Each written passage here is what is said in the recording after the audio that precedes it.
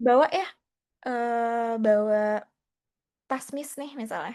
Walaupun kelihatannya kita kayak nyuruh-nyuruh ya, tapi sebenarnya bukan mau menyuruh, tapi itu cara mereka untuk meregulasi tenaga mereka. "Tolong Miss Dian ya, bawain Miss Dian box," gitu misal. Itu kan lumayan, tapi kita juga harus kira-kira ya teman-teman ya, box-nya itu berat banget atau enggak, nanti anak-anak kita malah jadi kesulitan, malah cedera, itu juga harus diperhatikan. Jadi boxnya mungkin isi beberapa buku, 5 buku, atau 10. 10 boleh tergantung usia anaknya. Jadi dilihat lagi, jangan sampai instruksi yang kita berikan juga akan menciderai anak gitu. Pastikan lingkungannya juga aman, kemudian aktivitasnya juga aman untuk mereka. Nah, itu sih paling. Kemudian atau kalau misalnya mereka kesulitan, biasanya kakinya gerak-gerak kalau duduk, nggak bisa diem. Mereka akan, ngebam-bamin kakinya ke bagian lantai. Itu kan agak mengganggu temennya yang lain tuh nanti. Ada bunyi jeduk-jeduk, nanti temannya jadi terdistraksi. Itu boleh juga dimodifikasi, di kursinya taruh karet yang biasa kita pakai buat yoga, stretching band, masukin ke dalam kursinya. Jadi mereka tuh untuk tapping-nya di stretching band tersebut, nggak akan ada suara. Karena memang itu kebutuhan yang mereka perlu penuhi, kebutuhan yang mereka perlu lakukan dan kita tidak bisa stop seperti itu. Jadi kenapa mereka dibilang special needs? Karena mereka punya cara yang spesial untuk belajar masing-masing, gitu. Nggak bisa belajarnya kayak kita diem, lihat buku, kerjain, itu nggak bisa. Jadi kita harus tahu juga, special needs ini, it means that they have their own way untuk belajar. Kita juga harus perlu tahu cara spesial yang memang cocok untuk mereka seperti apa. Dan makanya, eee, penting sekali dukungan holistik untuk anak-anak autism, anak-anak ADHD, anak-anak dengan special needs itu sangat penting. Saya sendiri sebagai terapis okupasi, saya nggak bisa berjalan sendirian untuk mendukung mereka. Saya juga perlu gurunya, saya juga perlu orang tuanya, saya perlu juga orang-orang di sekitarnya. Jadi, cara kita mendukung mereka bisa juga diberikan notes gimana respon mereka, misalnya di sekolah. Gimana respon mereka saat belajar, bersama teman-teman serasa. Notes tersebut sebenarnya sangat, berguna untuk berguna untuk kemandirian dan juga pertumbuhan mereka nantinya. Jadi, sebagai profesional yang menemani atau terapisnya nanti bisa membantu sesuai dengan respon-respon tertentu yang mereka tunjukkan di lingkungan lain. Karena kan terapis itu biasanya ketemu sejam doang, biasanya juga itu ada yang sekali seminggu. Bayangkan 1 jam berarti, dalam seharian 23 jamnya mereka itu nggak ketemu sama terapis. Mostly sama orang tua. Kalau sekolah, berarti di sekolah juga mungkin lumayan lama, saya kurang tahu kalau saat ini SLB kira-kira berapa lama untuk durasi sekolahnya, tapi biasanya 3 sampai 5 jam kalau nggak salah ya. Kalau di SLB di Jakarta tuh biasanya 3 sampai 5 jam. Beberapa kali itu, saya ada pengalaman, bergabung bersama SLB 8 Jakarta. Biasanya anak-anak itu, mereka juga akan lebih dekat sama teachers-nya, sama gurunya. Jadi, notes, respon apapun yang mereka berikan di, sekolah itu sangat penting untuk membantu mereka. Dan kita sebagai orang yang aware terhadap hal tersebut, mungkin karena ada beberapa orang tua yang masih di denial phase, atau mereka masih, meraba nih. Karena kalau misalnya kita orang tuanya, pasti akan sulit untuk kita juga menerima, atau kita butuh juga untuk belajar lebih banyak. Sebenarnya anakku ini kenapa? Jadi dari situ, eee, kita akan membantu orang tua atau parents dari anak tersebut untuk ikut, mendukung kemajuan pertumbuhan mereka gitu, teman-teman. Jadi, sebisa mungkin, teman-teman serasa kalau lagi main-main sama mereka, eee, boleh sekali tuh ditulis, hari ini ngapain aja, responnya seperti apa, mungkin, "Oh, hari ini kita mewarnai, tadi waktu pegang catnya nggak suka tuh dia, marah-marah." Nah, itu boleh tuh dikasih notes, nanti kan, terapisnya juga akan tahu, oh, anak ini kalau pegang, cat ternyata nggak suka, karena kan mungkin di terapinya belum ada waktu untuk, ikut, main chat, karena kan pasti fokusnya lebih banyak yang lainnya, seperti itu. Kemudian prinsip belajar yang bisa kita tekankan juga berkaitan dengan environment-nya, lingkungannya tadi sudah sering kita, mention kalau lingkungan itu sangat berpengaruh untuk anak-anak. Kalau misalnya anak tersebut, berada di lingkungan yang cukup aware dengan kemampuan dan kebutuhan mereka, biasanya progresnya akan lebih oke. Tapi sayangnya, tidak semua anak-anak dengan special needs, khususnya di beberapa, tingkat ekonomi tertentu, itu masih kesulitan mendapatkan, eee, edukasi mengenai hal tersebut. Jadi sekecil apapun edukasi yang diberikan, itu sangat bermanfaat untuk mereka.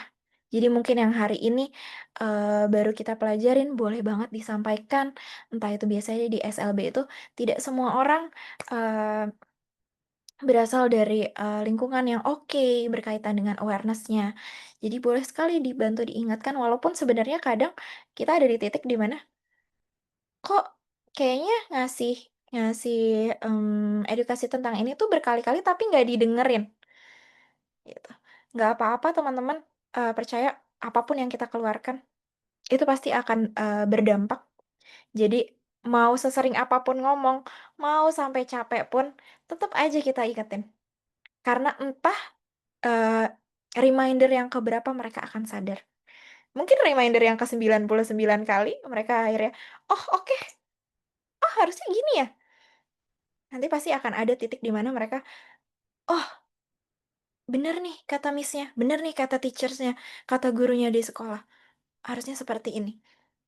Jadi, teruslah kasih reminder tersebut, mau secapek apapun kalian, karena memang, entah pengulangan yang keberapa kali, pasti nanti akan ada titik di mana mereka, eee, akan merasa itu bermanfaat, seperti itu. Kemudian terakhir, itu konsistensi kolaborasi. Kalau dari tadi kita bilang, kita harus collab nih, harus harus bareng-bareng nih, untuk mendukung prinsip belajarnya. Tapi kalau misalnya bareng-bareng dilakuinnya cuma seminggu, itu kayaknya nggak akan, berefek untuk anaknya. Jadi kuncinya sebenarnya konsistensi. Jadi teman-teman serasa setiap kali mengadakan, aktivitas bareng teman-teman inklusif, mungkin boleh, itu dijadikan kegiatan rutin, tidak hanya di hari tersebut diberikan, notes, mungkin selanjutnya setiap kali anak tersebut ikut boleh terus dikasih notes-notes tersebut atau mungkin kalau teman-teman udah mulai, belajar metode-metode apa aja nih yang bisa dilakukan aktivitasnya di rumah, kasih notes di situ, "Mami, Ibu, apabila nanti di rumah si adik suka mewarnai, boleh kok mewarnai terus beberapa kali nanti pakai tangannya, pakai jarinya kalau memang dia masih belum nyaman," gitu. Jadi nanti anaknya tahu, orang tuanya juga tahu, oh, dia tuh nggak nyaman. Biasanya orang tua akan bilang, "Oh, dia emang jijikan, Miss. Dia emang jijikan, Kak, makanya saya nggak kasih," gitu. Biasanya tuh kayak gitu. Mereka akan bilang, "Dia emang jijikan, dia nggak suka, jadi nggak aku kasih daripada nangis," biasanya gitu, "daripada dia, marah." Nah, itu nanti boleh nih dibantu untuk disampaikan ke pendampingnya. "Oh, nah justru itu, Bu, coba kalau misalnya jijik terus nanti dia akan jijik terus, gimana dong? Nanti pelan-pelan deh, Bu." Sama kan kayak kita orang dewasa, kalau misalnya pelan-pelan pasti akan terbiasa. Jadi, boleh diulangin di rumah, nggak apa-apa kok itu jijiknya karena belum terbiasa, gitu. Jadi kalau nanti mereka akan lebih terbiasa, lebih sering diberikan stimulus tersebut, itu akan ngebuat responnya lebih baik, gitu.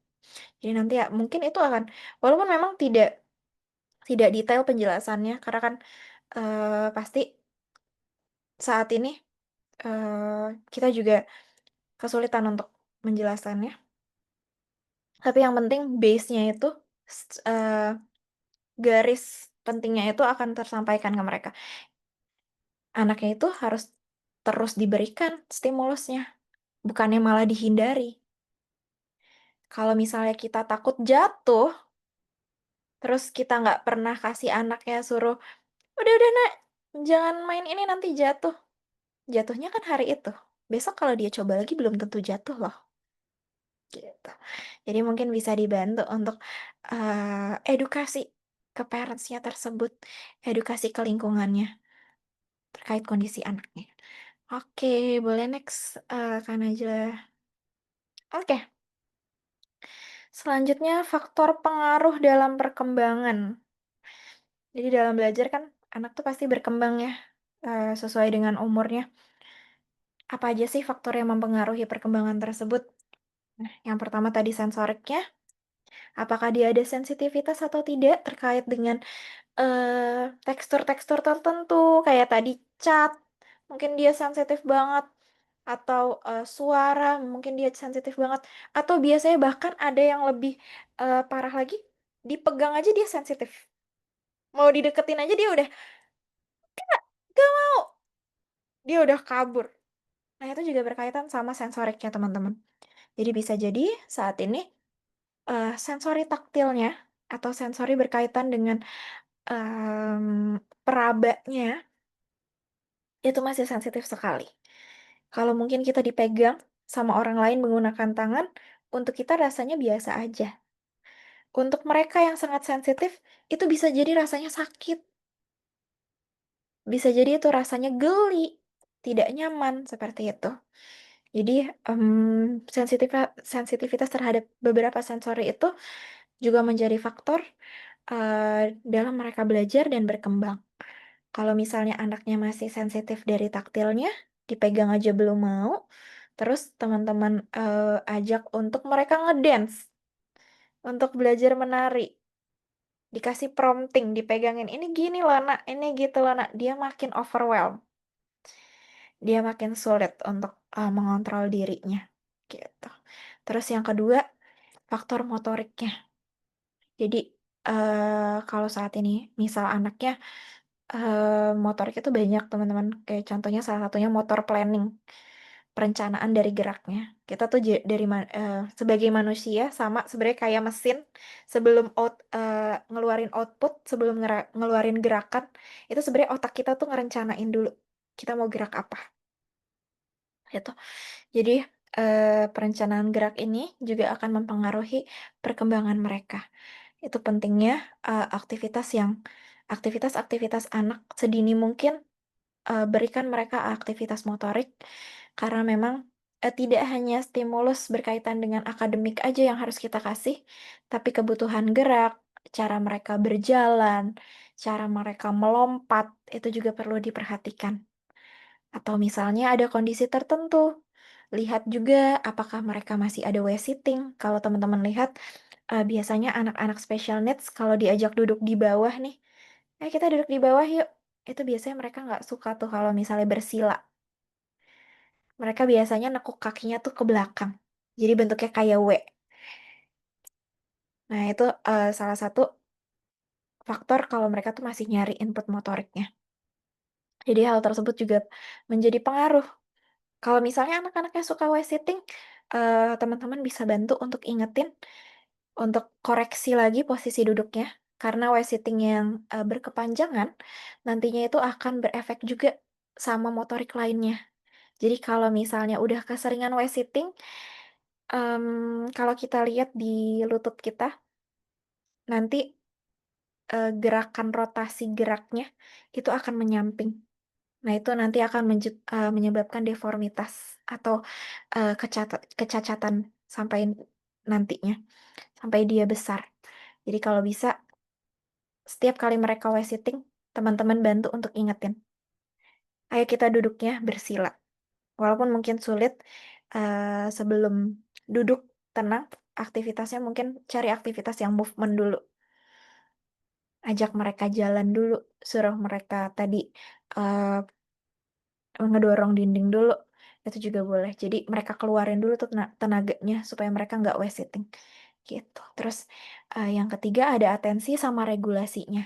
Kalau misalnya mereka sering terdistraksi, mereka sering tantrum, itu juga salah satu PR yang bisa menghambat, tumbuh kembangnya, menghambat proses belajar mereka. Jadi kita juga harus tahu kapan mereka lagi overwhelmed. Kalau misalnya mereka lagi marah, biasanya fokus kita adalah, "Oh, sudah, kan tadi udah nangisnya," gitu. Biasanya supaya, "Udah ya nangisnya ya Nak, kita kerjain tugasnya," gitu. Padahal sebenarnya saat itu waktu, momen itu adalah momen mereka untuk ngeluarin regulasi diri mereka. Jadi kalau misalnya mereka tantrum, mereka menangis, bawa mereka ke tempat yang lebih sepi, jauhkan dari teman-temannya, karena itu akan ngebuat mereka semakin overwhelmed. Bayangin, kalau misalnya mereka lagi sulit nih ngontrol diri mereka sendiri, makin ada nih input dari luar, makin berisik temennya, banyak gerak, mereka ngelihat dari visualnya juga makin pusing.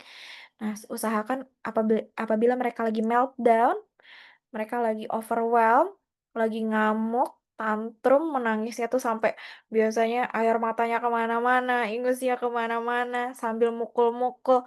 Itu bawa mereka ke, salah satu sudut kelas kah, boleh, mungkin apabila teman-teman melakukannya di outdoor, cari tempat yang agak jauh sama teman-temannya, bilang ke dia, "Oke, nangis dulu nggak apa-apa, Miss tahu kamu sedih, I know you are sad, I know you are angry, aku tahu kamu marah, nggak apa-apa nangis dulu, aku kasih kamu waktu 5 menit untuk menangis. It's okay, nangis aja dulu. Kita tidak akan mengerjakan tugasnya di saat kamu marah, karena kamu butuhnya untuk ngeluarin emosi kamu, gitu. Nanti, biasanya kita juga bisa bantu pakai timer, teman-teman. Jadi anak-anak yang, special needs ini, mereka tuh punya cara regulasi seperti, scheduling-nya mereka. Mereka tuh suka kalau misalnya ada pengingat, ada notif dulu nih sebelum sebelum akhirnya di-stop aktivitasnya. Jadi kita harus kasih tahu dulu, "Nak, ini 5 menit ya, lihat ya." Jadi ada timernya, menangis dulu nggak apa-apa. Tapi biasanya ada beberapa anak tuh yang menangisnya akan lebih dari 5 menit. Gimana cara nge-stop-nya? Nah, cara nge-stop-nya lihat dulu, nangisnya ada air matanya atau enggak. Karena biasanya tuh, eee, 5 sampai 10 menit itu anak menangis sudah lumayan lama, sudah cukup lama. Biasanya di menit-menit, setelah di atas 10 menit, itu mereka udah nggak ada air matanya. Udah tinggal, udah ngerengek-ngerengek aja. Nah, itu sebenarnya, eee, bagian dari excuse-nya, cara mereka lari dari tugas itu. Jadi, kalau misalnya sudah mulai udah nggak ada air matanya, walaupun teriak-teriaknya masih banyak, baru di-stop. Ini sudah 10 menit, tidak ada air matanya, eee Ibu tahu, Miss tahu, kamu marah, yang tadi itu marah. Jadi kita labeling, yang tadi itu marah. Oke, kamu sudah ngeluarin marahnya dengan menangis. Sekarang kita mau kembali ke penugasan. Jadi di saat dia udah kelihatannya sudah nggak ada tadi air mata, itu udah excuse ya teman-teman ya. Itu dia udah mau cabut tuh dari kerjaannya, dari tugasnya, dia udah mau lari. Itu bagian dari avoid-nya, atau bagian dari dia menghindari penugasan tersebut. Nah, di situ setelah diregulasi, setelah dikasih waktu, kemudian kita validasi juga emosinya, itu penting sekali, karena kita bilang, "Kamu kenapa nangis?" Biasanya kalau ada anak yang nangis, fokus orang tua dan beberapa orang, itu dia nanya, "Kenapa kamu nangis?" Padahal sebenarnya dia juga bingung, "Kenapa aku nangis?" Nah, disitulah kita labeling, "Kamu nangis karena kamu marah. Tadi tugasnya sulit ya?" Di situ. Jadi kita bantu untuk prompting, gitu. Kemudian, selanjutnya ada sosial dan komunikasi. Nah, sosial komunikasi ini juga suatu tantangan sih, faktor yang mempengaruhi dalam mereka belajar. Biasanya anak-anak dengan special needs, mereka tuh susah untuk ngasih eye contact. Jangankan eye contact mau nengok ke kita aja, kalau kita kita, panggil, biasanya tuh butuh repetisi.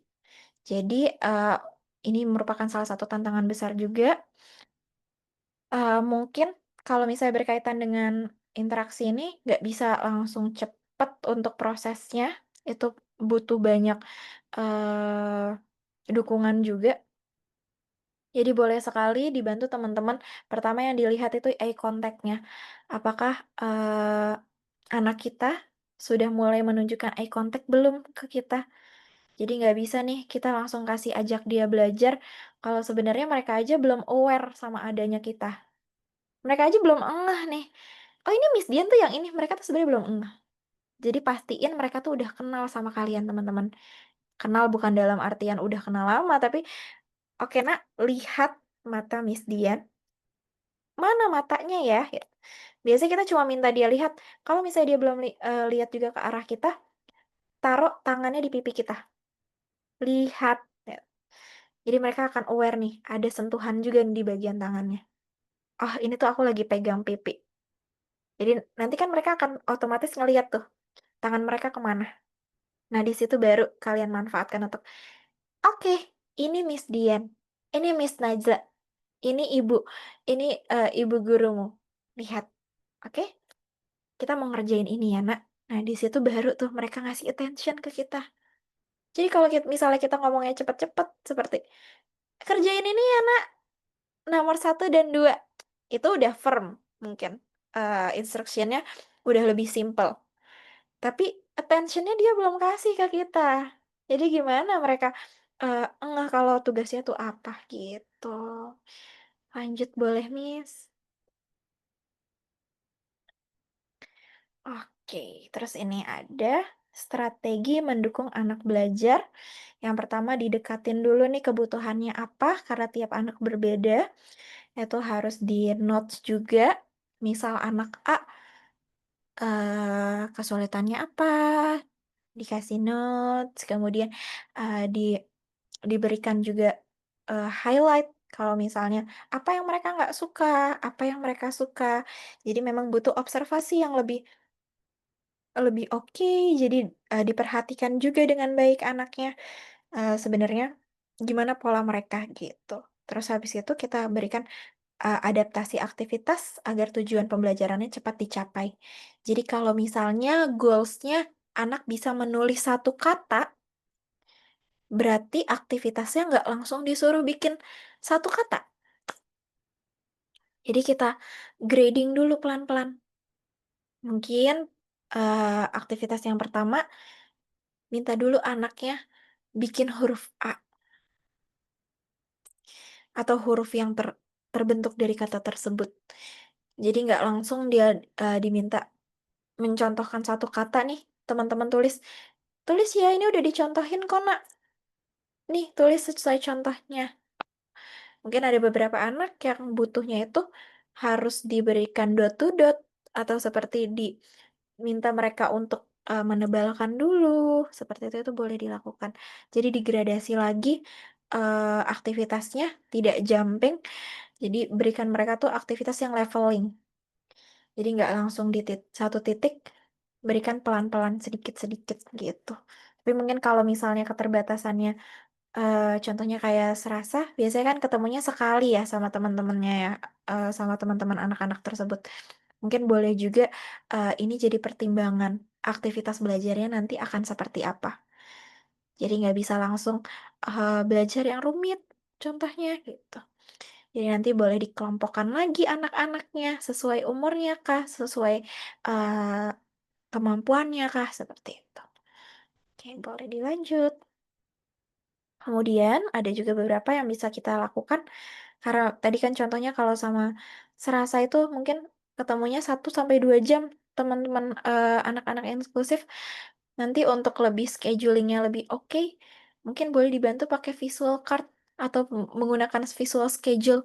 Jadi kegiatan hari ini itu di-print, diberikan gambaran, terus diurutkan. Misal pertama mau mewarnai, kedua kita mau, menggunting, ke keti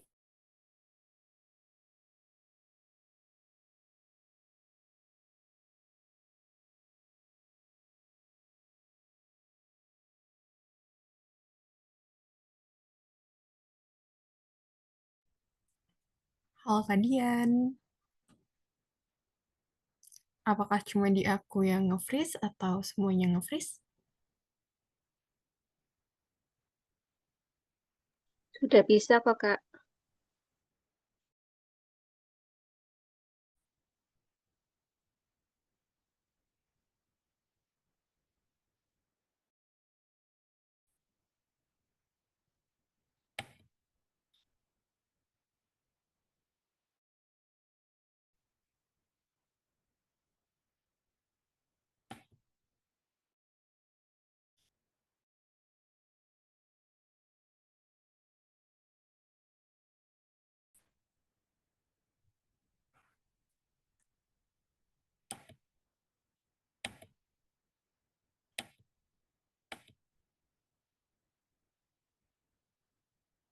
Oke, sebelumnya mohon maaf, teman-teman serasa terjadi kendala sedikit. Aku akan menghubungi narasumbernya sebentar.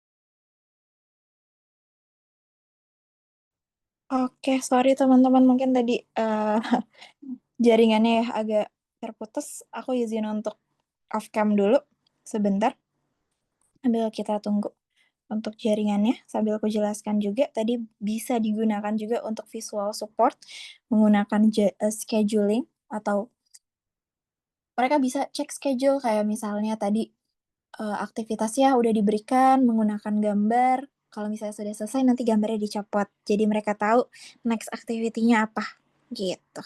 Terus, strategi lainnya tadi ada regulasi emosi dan sensoriknya, boleh dibantu untuk aktivitas sensory break. Kayak tadi, beberapa yang sudah aku contohkan, wall pushing, itu boleh diberikan juga. Kemudian juga mungkin ada calm corner, mungkin di calm corner-nya boleh dikasih, beberapa input seperti biasanya yang bikin mereka itu lebih, cepet regulasi diri, beberapa aktivitas yang mereka bisa, tapping. Contohnya pop it, mungkin teman-teman udah sering lihat mainan pop it tuh, bubble-bubble gelembung yang bisa kita tap, itu boleh diberikan di, sensory corner-nya gitu. Sama terakhir pasti kolaborasi sih dari, rumah, yaitu parents, orang tua, kemudian dari sekolah, guru, lalu juga dari terapisnya, dan juga dari guru di luar sekolah seperti teman-teman serasa, itu sangat, eee, bermanfaat untuk mereka. Boleh di-next, Miss. Oke, tadi peran orang tua dan organisasi itu memang, sangat berperan untuk kemajuan perkembangan belajar mereka. Tadi sudah kita mention sebenarnya ya, orang tua sebagai, orang tua dan guru itu juga bisa berperan sebagai terapis di rumah atau di sekolah. Jadi karena terapinya ketemunya cuma sekali seminggu, boleh banget teman-teman serasa juga membantu untuk anak tersebut. Mungkin, PR-PR di terapinya dilihat lagi, apa notes dari terapisnya. Mungkin, eee, guru di sekolah pun boleh minta rekomendasi dari terapisnya, boleh, kasih lettering untuk terapisnya sebagai communication, sebagai jembatan, untuk komunikasi berkaitan dengan kondisi anaknya, gitu. Kemudian organisasi seperti Serasa itu sebagai tempat yang menyediakan edukasi dan juga dukungan untuk teman-teman, untuk anak-anak special needs ini meningkatkan sebenarnya potensi terbaik mereka. Karena biasanya di sekolah itu mereka mungkin belajar secara akademik, tidak terlalu banyak nih belajar-belajar di luar akademik. Nah, teman-teman bisa bantu tuh, mungkin anaknya lebih passion ke mana, atau lebih, dia mungkin lebih oke,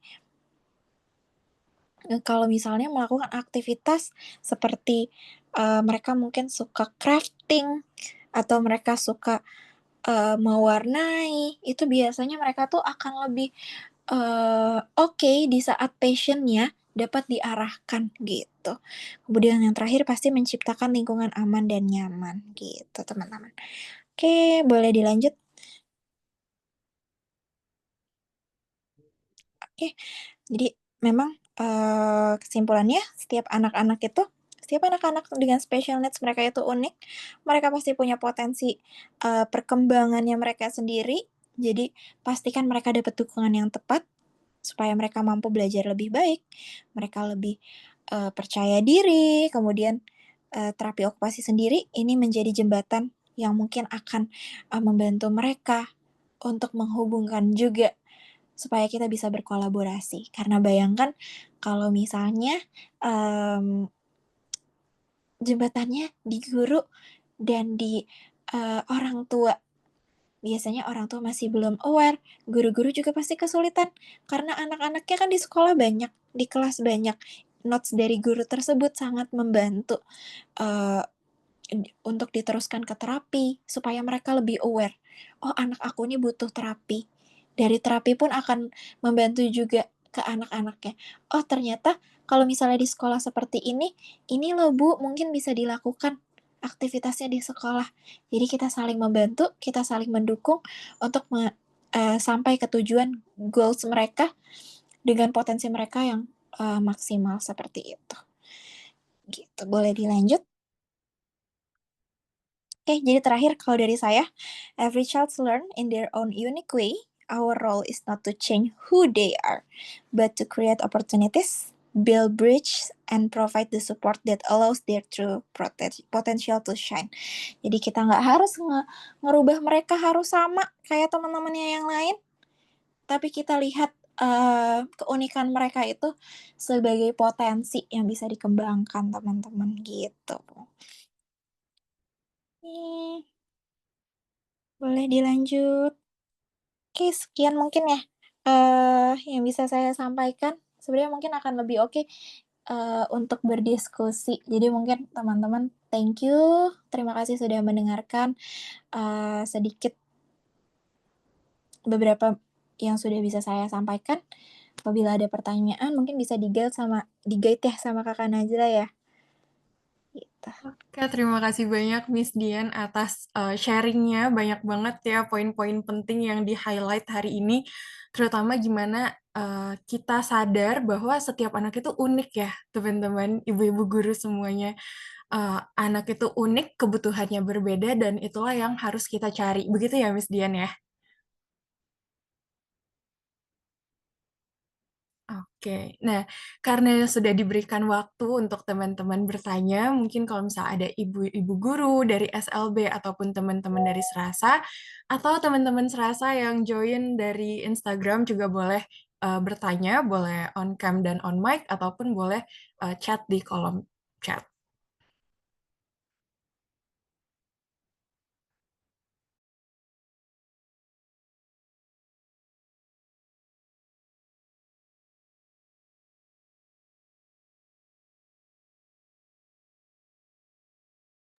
Oke, halo Hanifah Jasmine, boleh silakan on mic dan bertanya.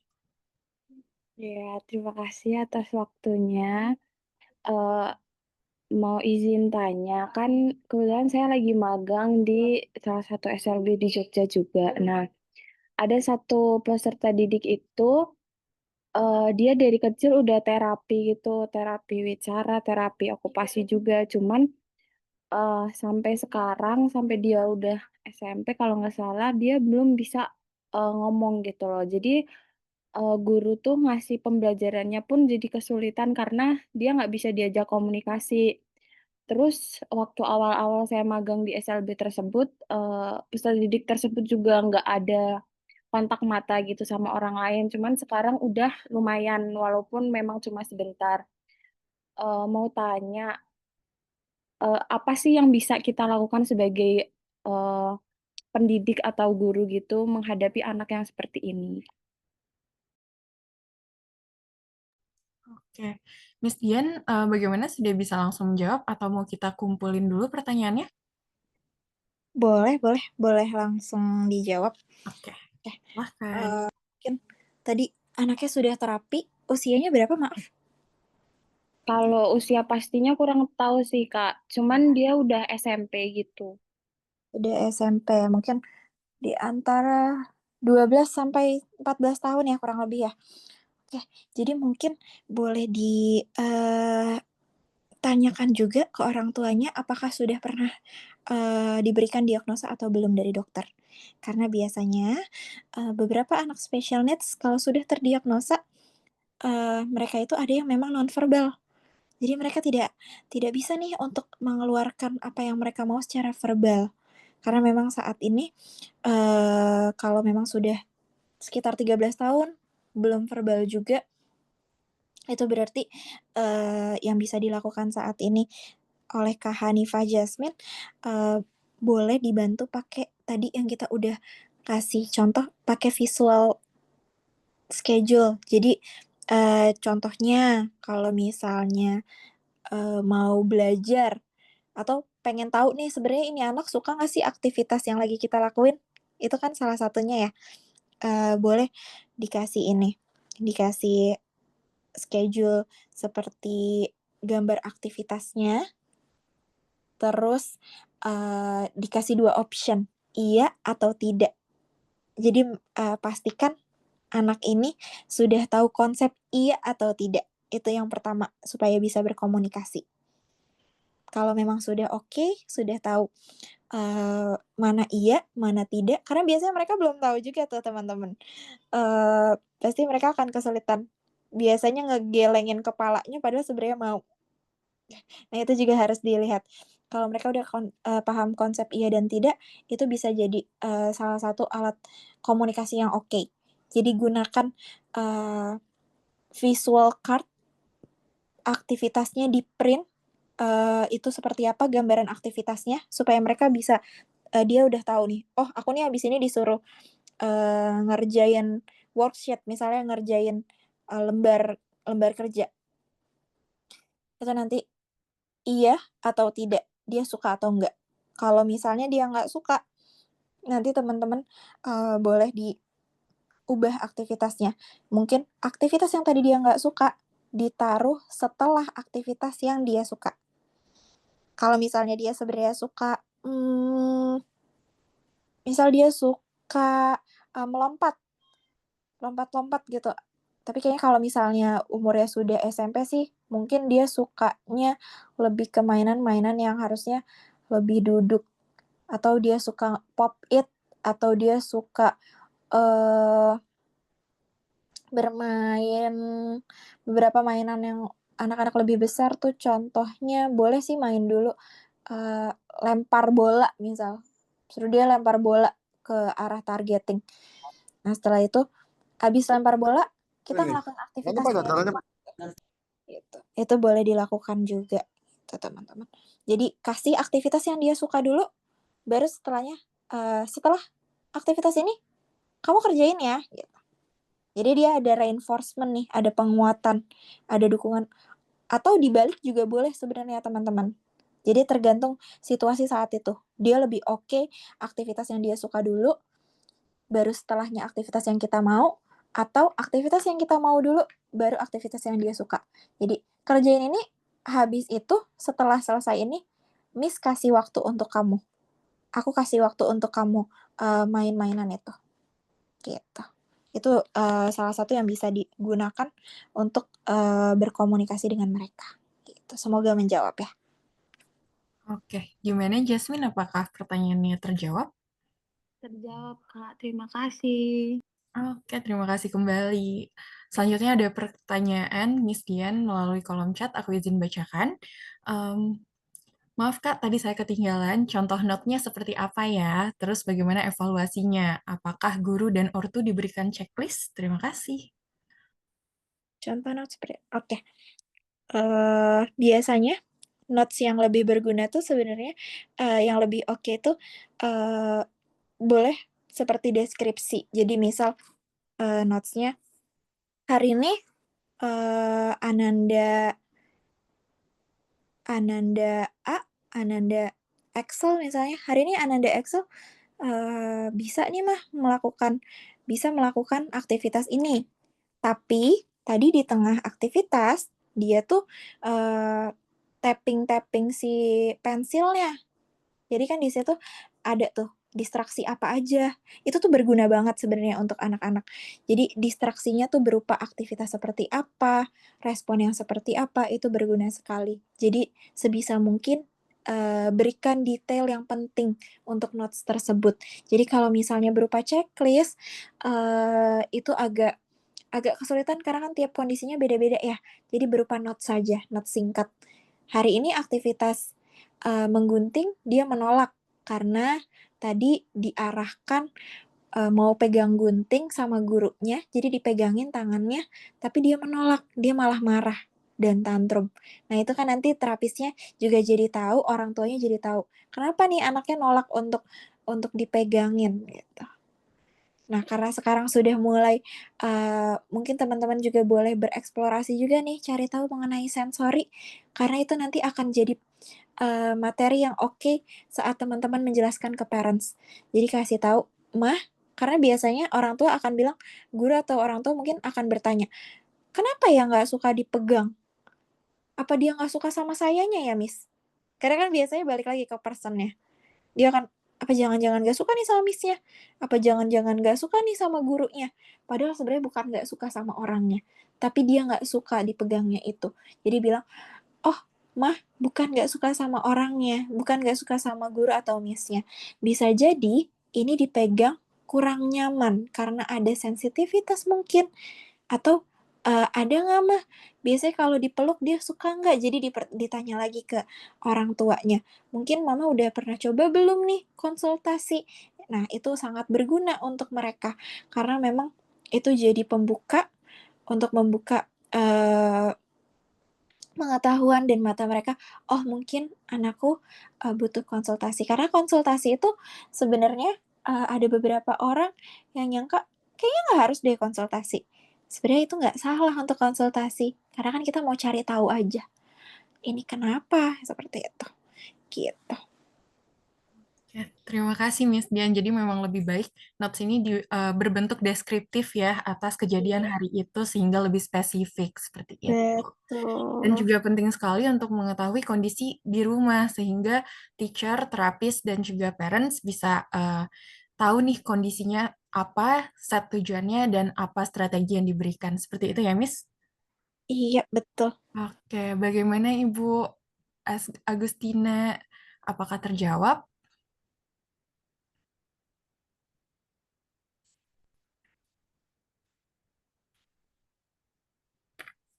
Oke, mungkin selagi menunggu terjawab atau tidak, kita lanjutkan dulu ke pertanyaan selanjutnya dari Kak Andin.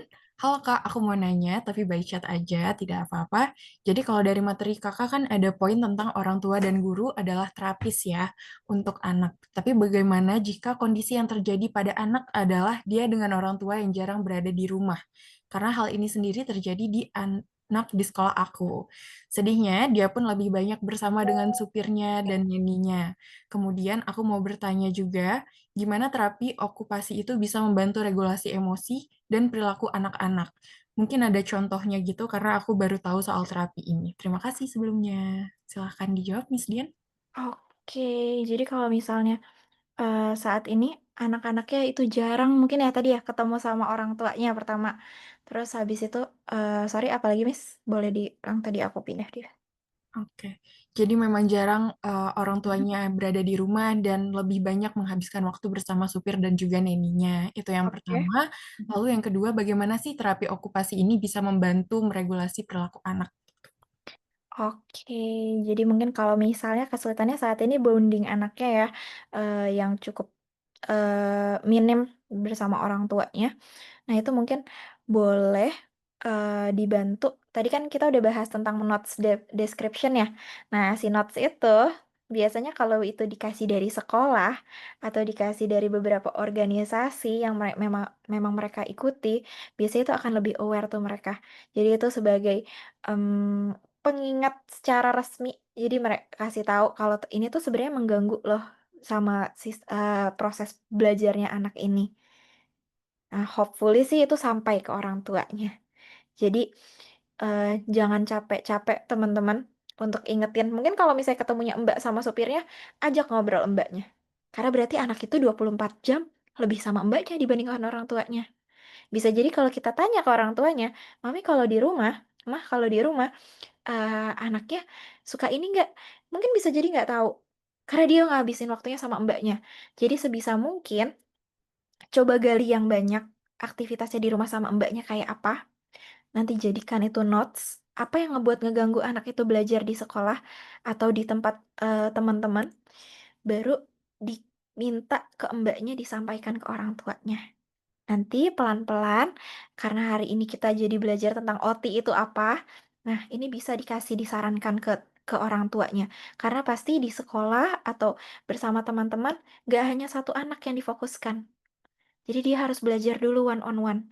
Jadi okupasi terapi sendiri ini merupakan treatment atau sesi yang diberikan untuk anak-anak dengan special needs untuk building dulu nih karakternya mereka, building dulu nih kemampuannya mereka, supaya nanti di saat mereka di kondisi yang lebih ramai, seperti sama temannya di sekolah, itu udah lebih oke. Caranya tadi sudah dijelaskan ya, kondisinya gimana kalau di sekolah, responnya apa, dideskripsikan, kemudian di bawahnya bilang, boleh dicoba untuk konsultasi atau terapi dengan sensori integrasi bilangnya. Gitu. Nama terapinya biasa sensori integrasi karena berkaitan dengan sensori. Tapi boleh juga dibilang aja eh, boleh untuk konsultasi bersama psikolog atau DSA. Karena biasanya dokter spesialis anak dan psikolog itu mereka akan rekomendasikan untuk terapi. Jadi mereka akan baca tuh dari notes teman-teman tuh. Ini notesnya boleh mah dibawa ke psikolognya. Karena mereka kan pasti akan tahu, oh masalahnya ini, kenapa aku konsultasi ke psikolog gitu. Nah, kalau si okupasi terapi sendiri, gimana cara kita untuk ngebantu di regulasi dirinya? Sebenarnya tadi base-nya sudah kita jelaskan di Pyramid of Learning ya. Di bawah itu, eh, kalau misalnya teman-teman tadi ingat, si segitiga piramida itu paling bawah kan sensori. Cara kita untuk ngebantu mereka ngeregulasi diri, kita cek sensornya sudah baik atau belum. Gitu. Jadi kenapa dia marah-marah? Pasti ada sesuatu yang salah di sensorinya. Kenapa dia regulasi dirinya susah? Kenapa dia ngamuk-ngamuk sama orang tuanya? Ngamuk-ngamuk sama teachers yang menolaknya seperti itu. Biasanya kita lihat ya, kenapa ya orang cuma disuruh ngerjain tugas kok nolaknya dia sampai nangisnya sampai kayak gitu. Nah, itu bisa tuh teman-teman dapatkan jawabannya setelah dia dapat konsultasi ke psikolog atau DSA-nya gitu. Itu sih. Jadi caranya adalah si OT ini nanti akan meregulasi si sensorinya dulu, kemudian kita akan berikan juga tambahan gimana anak ini ngeregulasi di luar. Biasanya kita kasih tips-tipsnya juga. Mungkin di sekolah nanti akan ada modifikasi aktivitas dan akan ada modifikasi tugas untuk mereka. Gitu. Oke, terima kasih banyak Miss Dian atas jawabannya sangat komprehensif sekali, terutama tentang em, terapi okupasi itu adalah untuk mendukung anak berkembang sesuai dengan tumbuh kembangnya dan dilakukan secara one on one terkhusus terpersonalisasi seperti itu ya Miss Dian ya. Dan harapannya memang dari pihak sekolah dapat nih memberikan notes deskriptif tadi sehingga orang tuanya harapannya bisa sadar dan memberikan perhatian kepada tantangan yang dimiliki oleh anaknya. Nah, selanjutnya Miss Dian ada pertanyaan dari Ibu Rusli Kasriana. Kak, bagaimana kalau anak yang mudah beralih perhatiannya? Jadi, setiap mengerjakan tugas sering tidak selesai dikerjakan karena anak sering terhenti mengerjakan dan bermain sendiri. Bagaimana tips agar anak dapat menyelesaikan tugas? Dan ini untuk anak dengan hambatan pendengaran. Jadi, dalam kelas ada 5 siswa, dan saat saya mengajar siswa lain, anak tersebut saya beri tugas dulu, tetapi anaknya kadang berhenti mengerjakan dan berlari dan lompat-lompat. Seperti itu, Miss. Nah, ini teman-teman salah satu contoh eh, case-nya tadi yang sudah kita bicarakan ya. Jadi kadang dia disuruh ngerjain tugas dia malah kabur lari-lari. Nah, itu sebenarnya jadi Bu Rusli, mohon maaf, itu sebenarnya salah satu respon nih, anaknya tuh sebenarnya masih nyari input tenaganya. Jadi ibaratnya tenaga dia tuh masih banyak banget. Energinya nih kalau dibilang baterai, mungkin dia udah 200%, udah bukan 100% lagi. Kalau misalnya kita kebanyakan energi, berarti fokus pertamanya dikurangi dulu energinya. Jadi mungkin, nanti sebelum mengerjakan tugas, anak ini lebih dipersonalisasi lagi. Dia sebelum masuk ke kelas, dia diminta dulu nih, Bu, mungkin bouncing di gimbal. Di sekolah ada gimbal nggak ya kira-kira ya? Biasanya belum terlalu banyak ya. Ada beberapa SLB itu sudah ada media-media seperti gimbal. Nah, mungkin, itu boleh diminta. Sudah ada ya? Heeh. Itu boleh juga tuh digunakan, Bu. Jadi di depan kelas, di saat anak-anak mungkin lagi berdoa dulu, biasanya sebelum mulai aktivitas atau, lagi nyiapin beberapa alat tulis mereka. Nah, di situ anak tersebut minta untuk bouncing di gimbal, ya. "Nah, kamu bouncing dulu ya di gimbal," walaupun kelihatannya, "Kok ini disuruh bouncing-bouncing dulu?" Gitu. Kasihlah dia 2 sampai 5 menit untuk bouncing, itu untuk ngeluarin tenaganya, supaya dia lebih, calm, lebih tenang. Terus kalau misalnya, dia belum tenang juga di situ, salah satu kenapa dia, berhenti mengerjakan tugas dan lari, itu kan karena dia pengen, bergerak. Sendinya itu pengen ada tekanan. Lompat itu kan sendi kita jadi tertekan ya, jadi ada banyak tekanan. Tadi sih, saya tuh udah kasih rekomendasi, boleh pakai tadi stretching band. Stretching band-nya boleh ditaruh di bawah kursinya. Nah, biarin dia tapping-tapping kakinya tuh, Bu. Jadi dia geraknya udah bukan lari lagi, tapi dia ngegerakin si kakinya dia itu di tempat duduk. Jadi dia akan stay duduk di situ dan hopefully dia masih tetap mau untuk ngerjain tugasnya, gitu. Karena biasanya, sama boleh di-notes ke orang tuanya, apakah ada makan makanan manis atau tidak. Karena itu salah satu, faktor juga kenapa dia banyak gerak atau pengen kabur dari penugasannya. Biasanya terlalu banyak energi, terlalu banyak karbohidrat pertama, karena kita kan orang Indonesia makannya nasi ya, karbonya itu tinggi sekali. Itu karbo, terus kedua biasanya, yang sulit dikontrol itu makanan-makanan snack-nya seperti wafer, biasanya orang tuanya bilang, "Oh itu wafer kok Miss, bukan yang manis-manis banget." Tapi wafernya wafer coklat. Bayangin itu, gulanya seberapa banyak, gitu. Terus, dilihat lagi pola makannya, apakah ada makan makanan buah yang tinggi gula juga. Contohnya itu buah-buah seperti pisang, buah-buah yang kelihatannya dia mudah sekali berganti warna, itu sebenarnya buah-buah, eee betul betul ya, tiap hari bawa bekal makanannya coklat dan permen. Itu dia kenapa dia tuh tinggi banget level arousal-nya, Bu. Jadi itu yang harus dikurangi. "Mami, ini anaknya, Ibu, ini anaknya, tenaganya banyak." Salah satunya karena energinya terlalu terlalu berlebihan, dikurangi makan makanan manisnya. Karena itu ngebuat dia jadi kita sering dengar mungkin namanya sugar rush. Kita kalau orang dewasa aja kebanyakan makan manis, boleh diperhatikan, misal hari ini minum kopi 3 gelas, itu kan manisnya gimana, biar nggak ngantuk, itu pasti gelisah. Gelisahnya karena energinya banyak, itu dia yang dia rasain, dia pasti gelisah, karena makan coklatnya banyak, gitu. Itu sih harus dikontrol, itu. Semoga menjawab ya. Oke, bagaimana Ibu Rusli, apakah menjawab? Atau ada pertanyaan lebih lanjut mungkin? Terjawab. Baik, terima kasih banyak Miss Dian.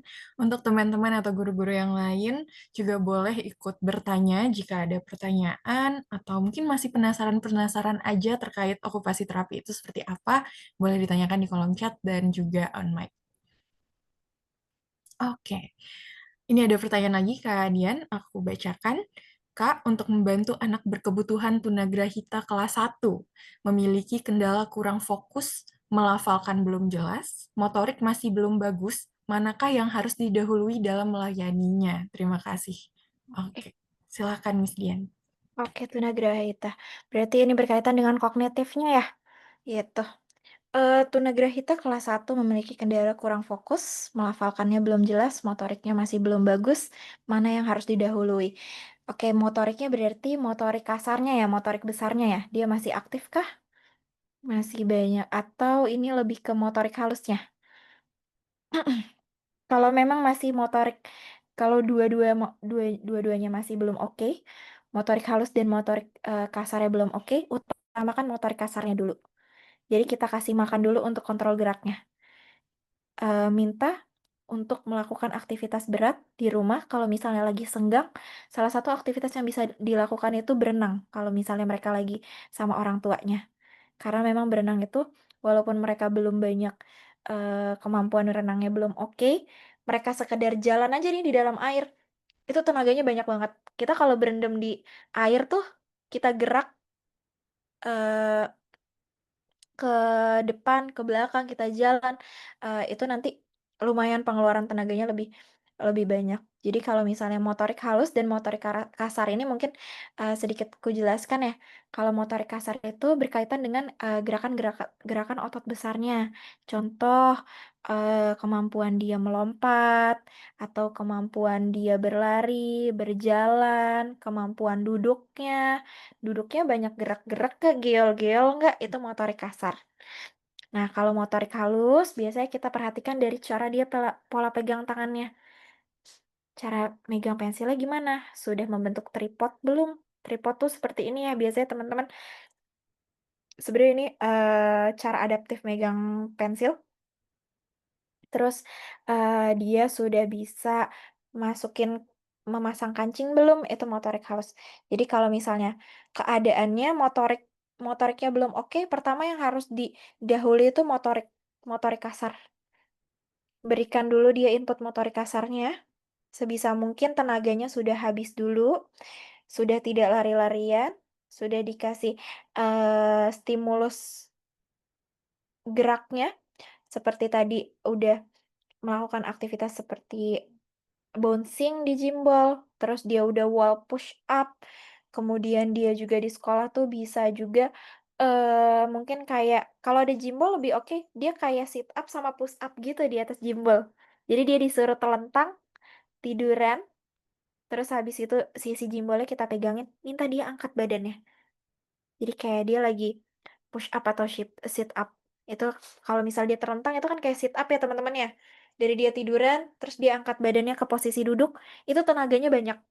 Sama kayak kita sit up tuh tenaganya yang keluar banyak. Itu boleh dilakukan untuk penuhi si motorik, kasarnya, gitu. Kendalanya kurang fokus, biasanya kalau motorik kasarnya sudah lebih oke, karena kan motorik kasar tadi ya, yang,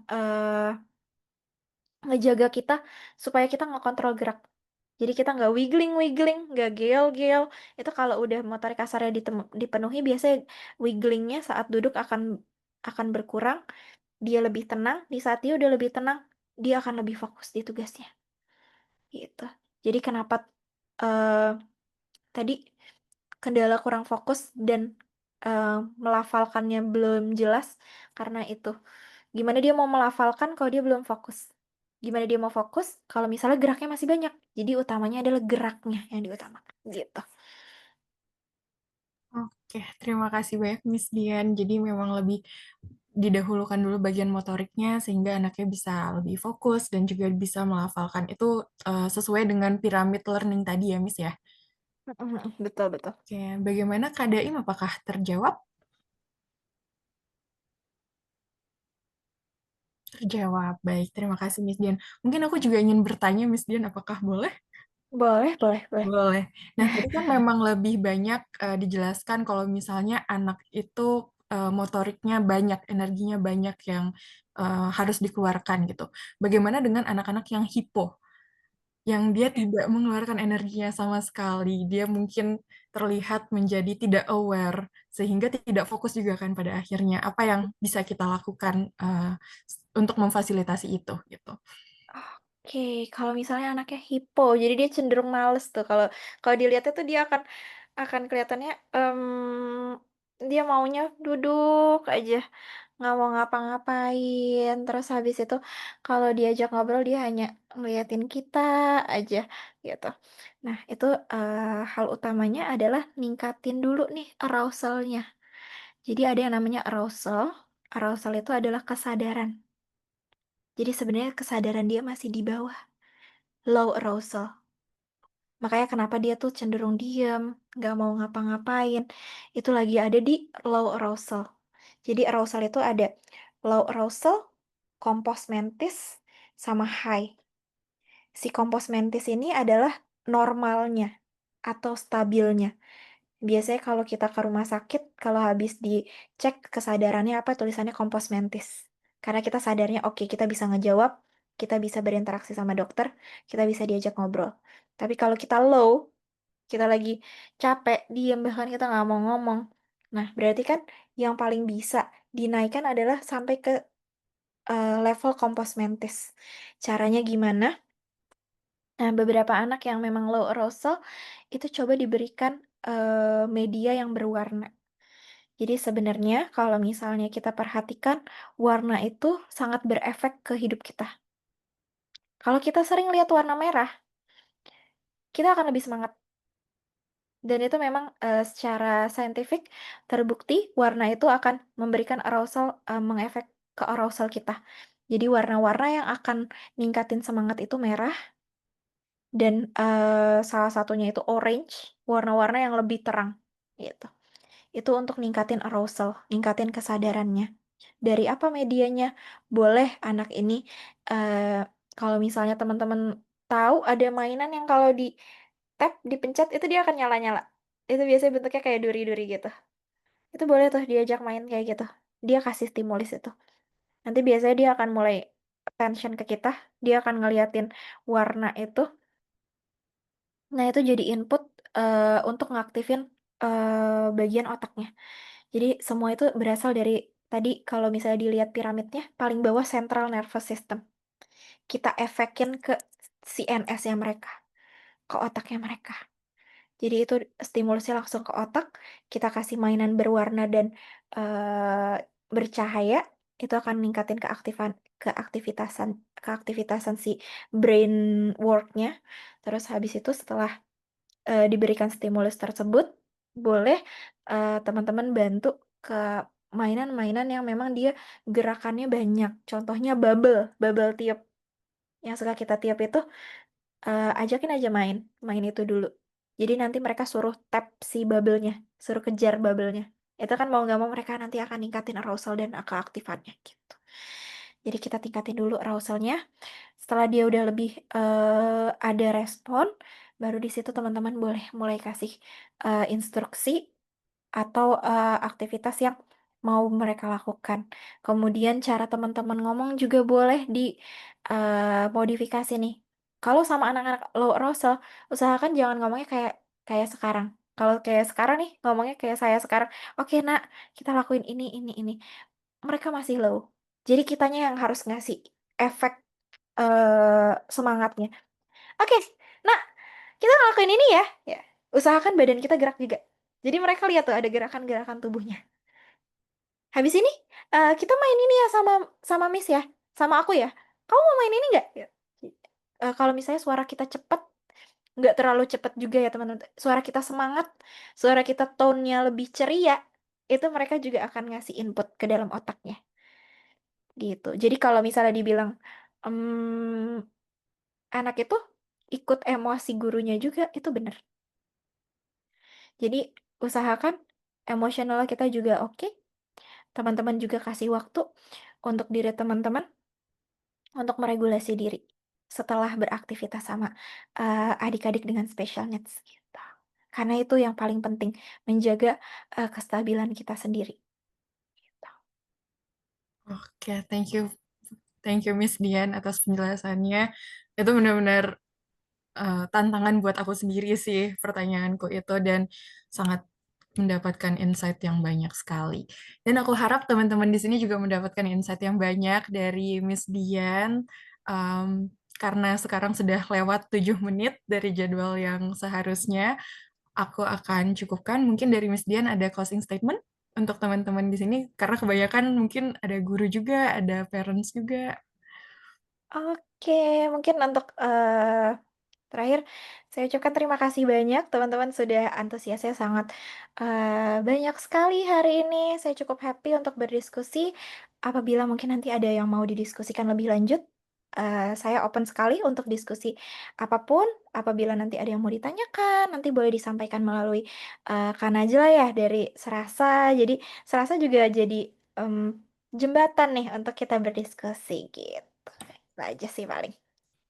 Oke, terima kasih Miss Dian. Mungkin dari teman-teman peserta atau teman-teman serasa ada yang mau disampaikan sebagai sesi reflektif kita bersama apa sih yang dirasakan setelah mendengarkan materi kali ini seperti itu. Ada yang mau mungkin sharing perasaannya? Mungkin saya, Kak, Oke, mohon maaf, silakan. ini sinyalnya agak jelek jadi suara aja. Mungkin kenalkan, nama saya Daim dari SLB Indramayu.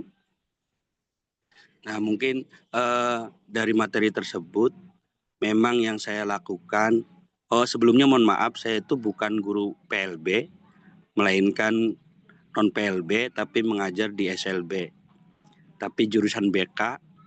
Tapi saya yang menemukan keunikan itu dari materi ini, itu tahapan pertama itu yang pernah saya selalu pikirkan. Ternyata ketika menangani anak tersebut, anak berkebutuhan khusus, itu harus benar-benar komunikasinya dengan orang tua itu harus sama. Dan saya sepakat bahwasannya konsensitas konsisten itu penting, karena ketika kita mengajarkan A ke anak harus disampaikan orang tua. Kadang kan kendala di Indramayu kan mohon maaf karena kan di kampung, jadi orang tua pun ya masih bingung, belum intinya SDM-nya ya sedang lah. Jadi tuh kalau udah sampai rumah ya sudah tidak ada kerjasama. Jadi intinya dari materi ini sangat bagus, dan saya juga sama yang pernah saya lakukan selama ini, saya selalu cari solusi. Ternyata memang benar harus ada kerjasama dengan orang tua, karena orang tua lebih banyak jamnya mendidik anaknya. Itu mungkin ada lagi juga, mungkin banyak ada pengalaman, tapi bisa lanjut lewat apa, Kak? Bagaimana Miss Dian bisa bertanya lewat mana? Oke, mungkin nanti, akan saya share ya untuk, kontak saya melalui Kak Najla, nanti mungkin Kak Najla bisa, berikan kontak melalui dari salah saya, kon untuk berbicara atau untuk berdiskusi dengan saya boleh melalui mana gitu. Nanti boleh Soalnya disebar saya di tuh saran. ngajarnya autis, tunagrahita, Down syndrome itu pernah diajar semua dari Oh, mungkin wow. mungkin ini yang besar itu mungkin di sini aja lah Mbak Kak Ayat, atau di lain kasihan yang lain takut ini bisa di lain di tempat lain maksudnya lewat itu aja lah langsung. Oke, mungkin skemanya kita ubah. Jadi kalau misalnya Bapak Ibu masih ada kegiatan lanjutan, boleh meninggalkan sesi Zoom ini. Tapi jika teman-teman atau Bapak Ibu masih ingin ditanyakan, boleh silakan stay di sini. Kita akan lanjutkan mungkin selama kurang lebih 10 menit. Bagaimana, Miss Dian? Oke, siap. Boleh Terima boleh. kasih, Kak. Iya. Mungkin ini yang selama ini saya juga pernah konsultasi ke teman yang terapi. Mungkin saya mengalami autis, itu udah puber, dapat laporan. Ya ini mohon maaf ya, kayak ini Ya. saya juga harus sampaikan apa adanya. Ini informasi dari orang tua juga, kendala orang tua juga. Itu masalah puberitas. Jadi dia mungkin anak autis juga memiliki biologis, maksudnya sama. Nah itu kan melakukan masturbasi. Nah jadi orang tua tuh bingung. Saya disarankan sama teman itu harus ada pendidikannya, harus caranya dipraktekkan dan sebagainya. Saya kan khawatirnya salah tangkap orang tuanya. Jadi yang saya ambil solusinya itu saya selalu memperhatikan gerak-geriknya, membahayakan tidak dengan lawan jenisnya. Sampai saya sampai saya ke rumahnya, menanyakan informasi, ternyata rata-rata anak autis, mohon maaf, melampiaskan itu dengan berbagai cara, tapi rapi. Jadi kan saya simpulkan, oh ternyata dia juga punya privasi sendiri gitu. Nah, itu tuh sampai ada yang pakai daster ibunya, sampai ini. Tapi dia saya tanyain di rumah suka nggak bahaya dengan orang lain ketika melihat lawan jenis yang misalnya itu melakukan tindakan yang tidak, ternyata jawabannya tidak. Nah, mungkin pertanyaannya gini, Kak, adakah intinya terapi untuk anak autis yang usia puber ketika misalnya melakukan hal tersebut? Itu, Kak, terima kasih. Oke, jadi mungkin, lebih ke anak ini harus dibawa kemana ya, Pak, ya? Iya. Supaya dia lebih terarah untuk, proses puberitasnya gitu ya. Oke, jadi, bagus sekali pertanyaannya karena memang ini, yang memang akan dihadapi dengan anak-anak autism pun mereka akan tumbuh, mereka akan jadi remaja, mereka pun sama seperti kita. Ada kalanya mereka, akan merasakan, mmm, kebutuhan biologisnya, seperti itu. Nah, dibawa ke mana? Saat ini mungkin kalau misalnya di Indramayu, pusat tumbuh kembang itu sudah mulai ada, tapi memang belum belum terlalu menyebar, boleh nanti diarahkan kalau bisa ke psikolog anak terdekat. Jadi nanti, di psikolog tersebut mereka akan, membimbing anak untuk mana sih perilaku yang boleh, ditujukan ke orang lain, sama mana perilaku yang kita tidak mau itu terjadi, gitu. Jadi caranya seperti itu, karena memang kita tidak boleh memberhentikan juga, "Kamu nggak boleh ngelakuin itu," karena itu kebutuhan mereka. Tapi, beberapa tadi yang sudah di-mention sama Pak Daim ya, kalau misalnya bahkan ada yang sampai menggunakan daster orang tuanya, itu kan persepsinya harus diubah, Pak, karena itu orang tuanya. Subjek yang punya itu orang tuanya. Subjeknya tidak boleh ke sana. Jadi itu yang harus diperbaiki.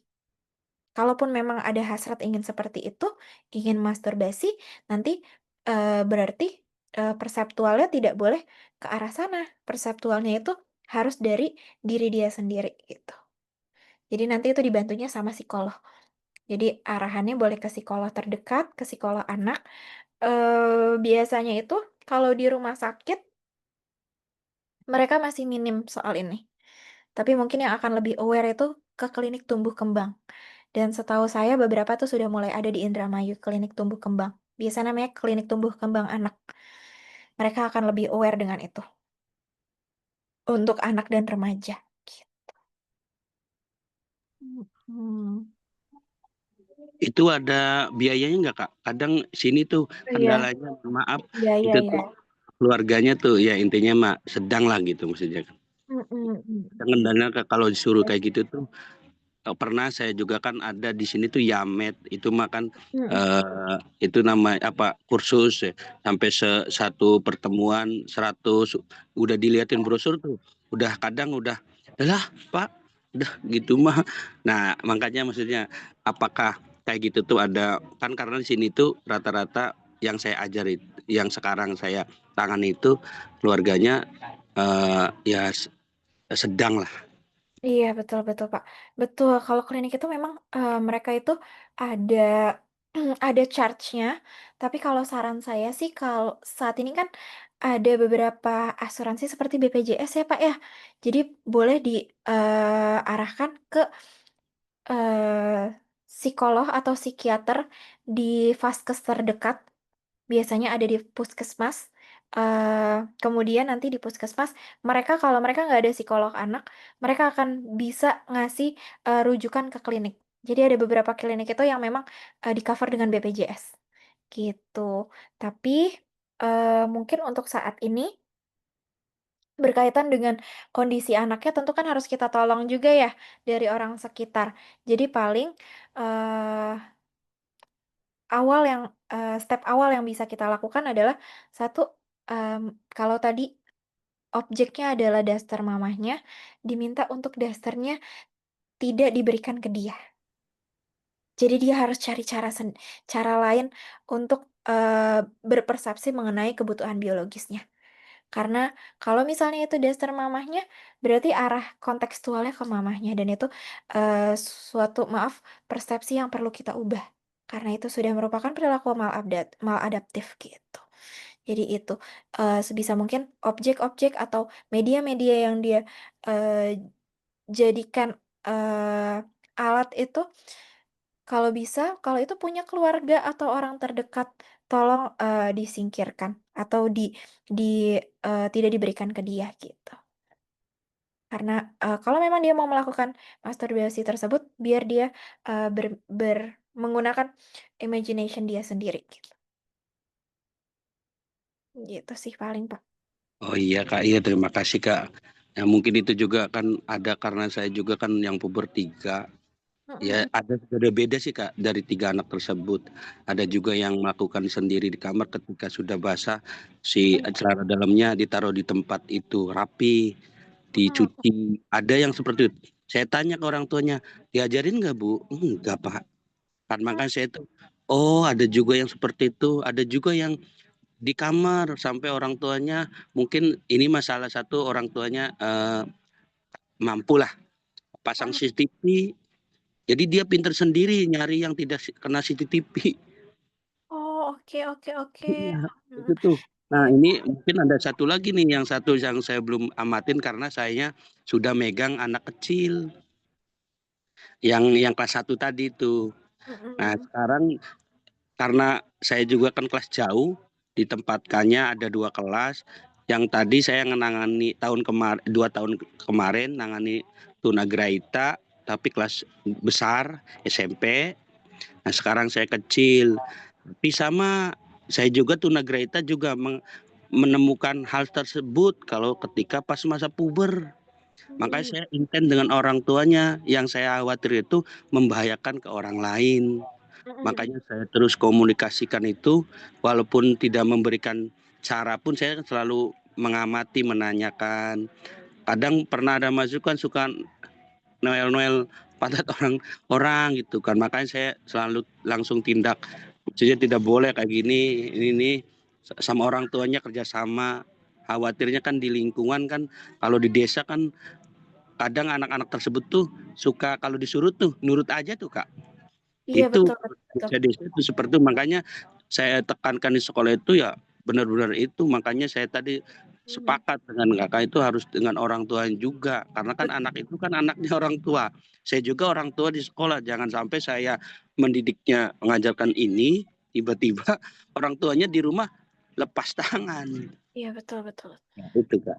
Betul. Dan masalah daster Kak, itu tuh saya tanyain lagi ke orang tuanya, "Ibu pernah nggak maksudnya membahayakan ibu?"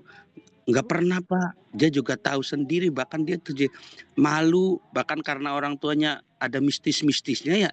Jadi itu seolah-olah dia ngelihat daster itu perempuan, jadi dibawa ke kamarnya sendiri. Daster itu aja, warna itu aja, maksudnya mah dasternya ibunya misalnya coraknya itu aja. Udah mhm. nggak apa, saya tanyain khawatir ibunya apa sih, khawatir ke ibunya kan ternyata enggak. Saya akhirnya kan saya kesimpulan sementara itu, oh perkembangan autis juga, dia juga memiliki rasa intinya privasi ya, tidak apa ya, tidak brutal, maksudnya tidak tidak asal itu. Jadi ternyata anak kebutuhan khusus itu juga yang memiliki naluri yang benar-benar apa namanya, sesuai norma. Cuman saja kan autisme tidak bisa, belum komunikasinya kan belum apa ya, intinya kendalanya di komunikasi ya Kak ya. Betul, Makanya masih saya ada. terus seperti itu. Iya Kak, itu. Terima kasih. Betul, mungkin kalau saat ini, kalau misalnya, eee anak-anaknya memang sudah tadi yang Bapak bilang, saya sudah dengar, dia bisa rapikan sendiri, tidak ada menyakiti orang, itu tidak apa-apa. Jadi tidak perlu dikhawatirkan selagi belum ada, perilaku maladaptif seperti tadi kalau misalnya contohnya udah mulai pegang, bagian bagian bagian yang tidak boleh dipegang, itu baru harus diwaspadai, harus dilihat, mungkin step pertama yang bisa dilakukan dari seorang guru bisa jadi ini, Pak, belajar untuk body skema. Jadi nanti boleh dibikinin visual visual kartu atau visual gambar, gambar tubuh manusia, kemudian minta dia bulatin, mana bagian yang boleh disentuh dan tidak. Jadi mereka akan belajar dari situ. Ini bagian yang tidak boleh disentuh sama orang lain. Kalau misalnya mereka udah tahu, oh bagian inti yang ini nggak boleh disentuh sama orang lain, berarti aku nggak boleh pegang bagian yang nggak inti tersebut di orang lain, gitu. Gitu mungkin boleh dilakukan. Tapi kalau misalnya tidak ada perilaku tersebut, itu nggak apa-apa, selagi mereka bisa eee, selagi mereka bisa melakukan itu sendiri tanpa menyakiti atau mengganggu orang lain, itu tandanya memang perkembangannya cukup oke di area tersebut, gitu. Ya, terima kasih Kak, sangat jelas. Mungkin ya, mohon maaf kalau saya bertanyanya eh, yang kurang sopan dan lain sebagainya. Mungkin itu PR saya, dan saya juga kadang sampai berpikir, akhirnya saya memadukan ketika belajar itu, oh ternyata saya berpikir anak itu yang memiliki siapa sih, pertanyaan. Yang memiliki dia kan Tuhan, yang bisa merubah juga dirinya dan Tuhan. Makanya saya selalu dikomben antara spiritual, kayak baca-bacaan khusus, kayak saya terapin sebelum belajar sampai udah berapa tahun saya amalin itu, dengerin Asmaul Husna. Terus jadi ternyata perubahan anak itu apa ya, agak cepet lah kalau menurut saya itu. Ini mah share aja ya, kayak akhirnya saya menemukan kalau kita dengan teori itu, saya sering komunikasi dengan orang tua. Saya tuh kadang menemukan kendala seperti itu. Akhirnya saya komunikasi dengan orang tua. Di sisi lain spiritual kita eh, terapkan ya, dan tidak lupa kita sertakan doa. Jadi kita kita itu nerapinya ilmiah sama spiritual. Jadi terlihat alhamdulillah Kak, ketika sering kayak gitu tuh, kayak anak-anak seperti itu tuh, mungkin ya saya niatin anak-anak ayo baca, walaupun mohon maaf nggak belum hafal, tapi kan intonasinya tuh Kak, ayo ikutan, bisa bisa ngikutin intonasinya. Ya, dan saya rasakan seperti itu. Ya, alhamdulillah ketika terapin itu tuh anak tuh agak agak lumayan ada perubahannya itu, bagus lah.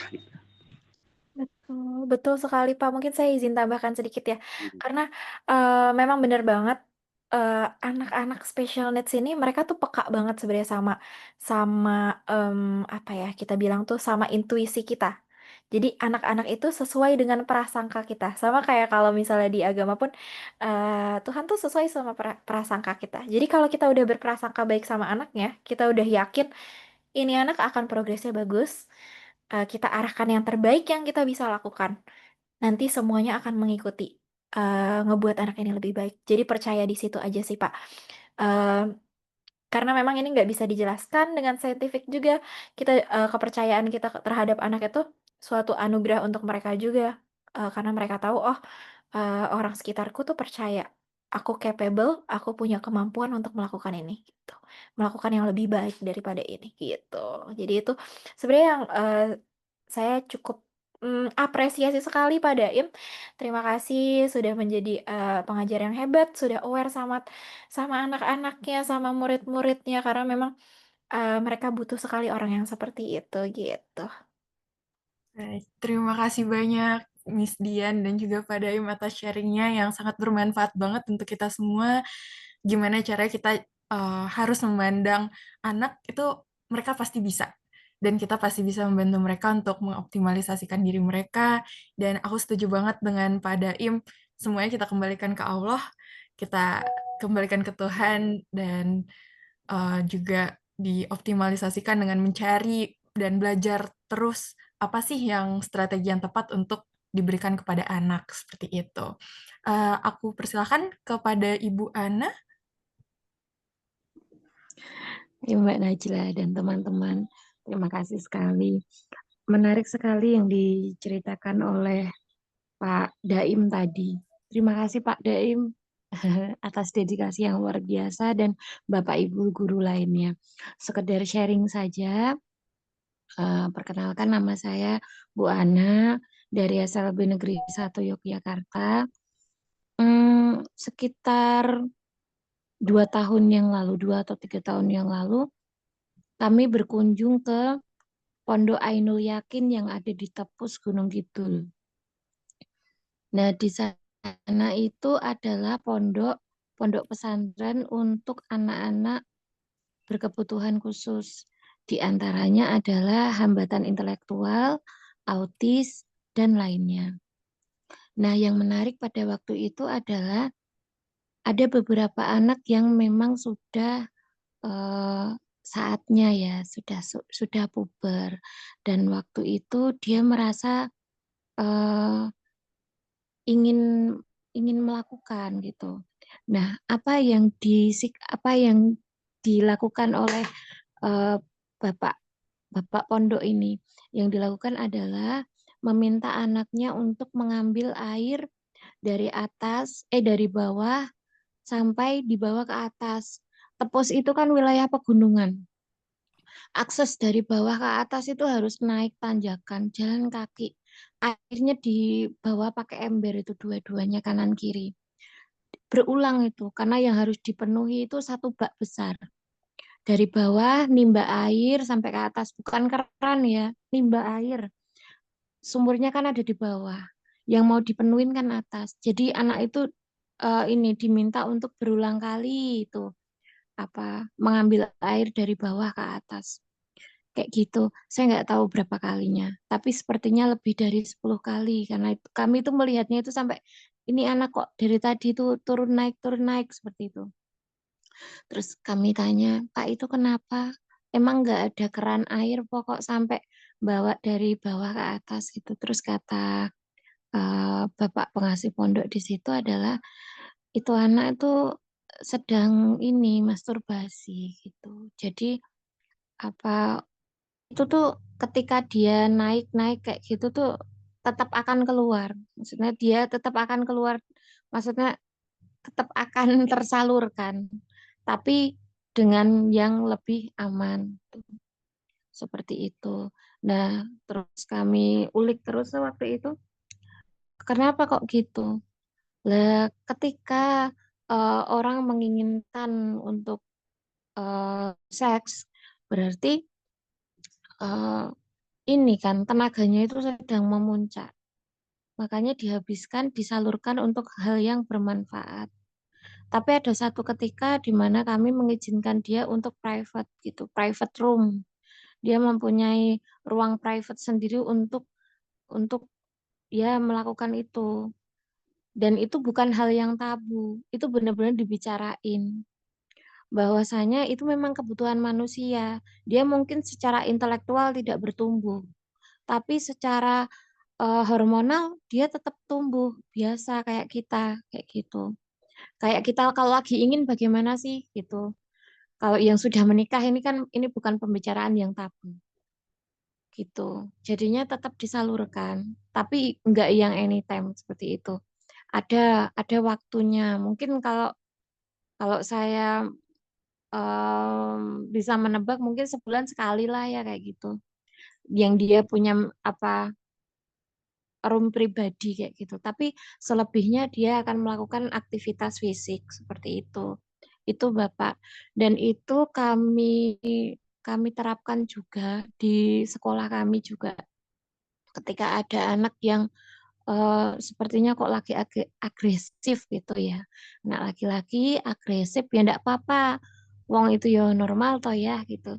Jadinya ya tetap itu kami kasih ke tempat gym. Jadi di sekolah kami alhamdulillah ada gym gitu. Jadi dia nanti sukanya apa? Jimbol. Ya wes jimbol. Kalau enggak apa angkat barbel itu ya mau tapi paling suka anak-anak itu di trampolin gitu. Jadi kami eh, adakan satu trampolin yang kanan kirinya itu safety gitu. Jadi anak mau melompat sampai setinggi apa gitu, asal nggak apa nyundul ternit niku nggak betul napa-napa, nggak apa-apa toh gitu. Nanti dia akan mengeluarkan energinya seperti yang dikatakan Miss Dian tadi nggih gitu. Gitu Bapak eh, share dari kami. Tetap ini sih memang memusingkan, tapi nggih pripun gitu. Memang Allah ngasihnya seperti itu kok. Allah ngasihnya memang mereka hambatan di intelektual tapi tidak hambatan di hormonal gitu. Asalkan masih ini aja, masih di garis yang sama. Artinya kalau mereka suka perempuan ya wes band gitu. Udah nggak apa-apa. Laki-laki suka sama perempuan, nggak apa-apa. Kalau laki-laki suka sama laki-laki lah itu yang harus diiniin. Makanya kalau mahasiswa ke tempat kami itu dari awal kami udah bilang, Mbak, tempat kami itu ada yang udah dewasa juga loh. Jadi nanti kalau ada mas-mas bilang jenengan mbaknya cantik gitu ya, diresponnya biasa saja gitu. Nggak usah yang sampai kabur apa bagaimana kayak gitu. Seperti itu. Gitu Pak Daim. Matur nuwun Terima kasih sangat. Bu Ana. Terima kasih. Terima kasih Oke. juga teman-teman serasa. Matur nuwun. Terima kasih Bu Ana atas sharingnya. Aku kangen banget loh Bu main ke SLB 1 Jogja. Oke, kita lanjut. Ada sesi terakhir ya dari Kak Sarah Istiqomah. Dipersilahkan. Halo Kak, sebelumnya mohon maaf belum bisa on cam karena kendala sinyal. Suara saya terdengar tidak ya Kak? Oke. Oke, sebelumnya perkenalkan Kak, saya Sarah, seorang mahasiswa. Jadi saya tuh seorang tentor juga, tentor privat, ngajar anak 4 tahun. Nah, selama saya mengajar anak ini, dia tuh ternyata menyukai aktivitas kreatif gitu. Nah, setiap kali saya mulai menyampaikan materi yang saya sudah susun di silabus, tapi kurang dari 15 menit itu dia sudah kelihatan merasa bosan dan langsung bertanya kayak, "Miss, nanti kita buat apa? Miss bawa apa?" gitu. "Miss, nanti kita, berkreasi apa?" gitu. Nah, ini tentunya mungkin menunjukkan bahwa dia tuh lebih tanggap, eh, gimana ya, maksudnya dia lebih tanggap melalui praktek langsung daripada mendengarkan penjelasan dari saya.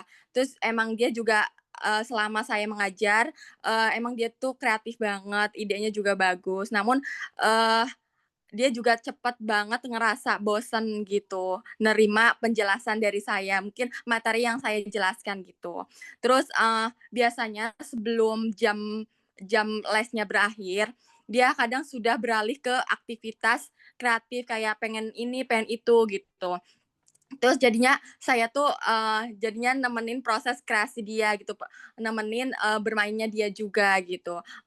Yang seharusnya saya menyampaikan ini jadi penyampaiannya tertunda karena dia beralih ke aktivitas lain gitu. Yang ingin saya tanyakan kepada Kak Dian, apakah ada metode yang paling efektif untuk anak yang cenderung cepat bosan namun dia tuh menyukai aktivitas kreatif gitu, tapi tetap bisa mengikuti pembelajaran tanpa merasa terpaksa gitu. Dia takutnya tuh, saya sendiri takut kayak dia mengikuti pembelajaran yang seharusnya saya ajarkan itu terpaksa gitu.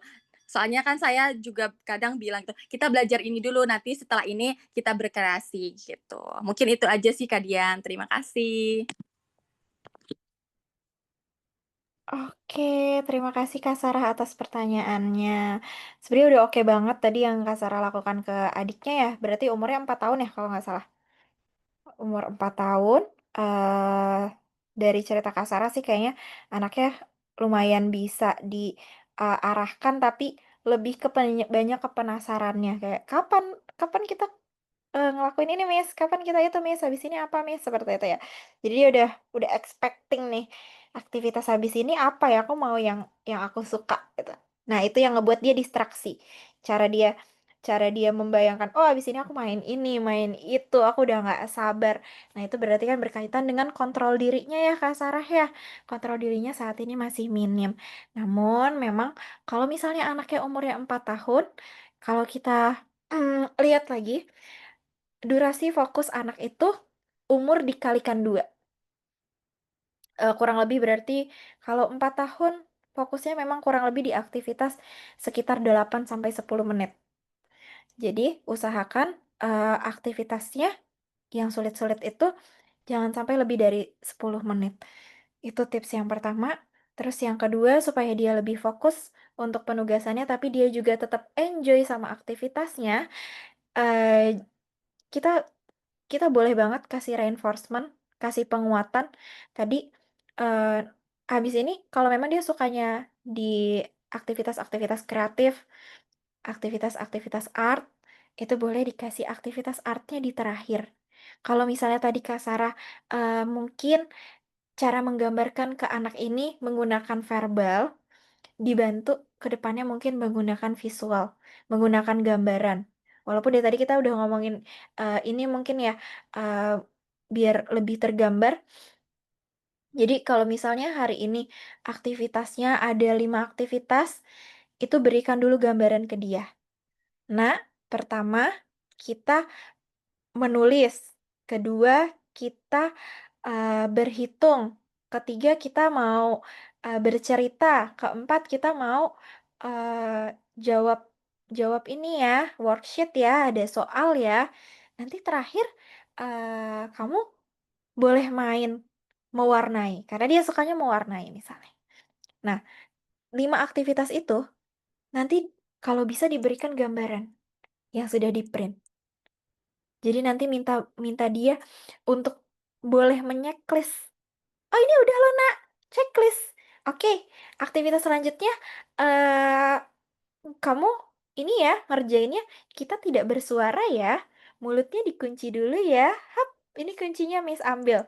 Habis ini kita kerjain. Karena habis ini nanti kita mau, aktivitas selanjutnya, biar nanti terakhir kamu bisa mewarnai yang kamu suka." Jadi dia tuh udah kebentuk, "Oh, ini rules-nya."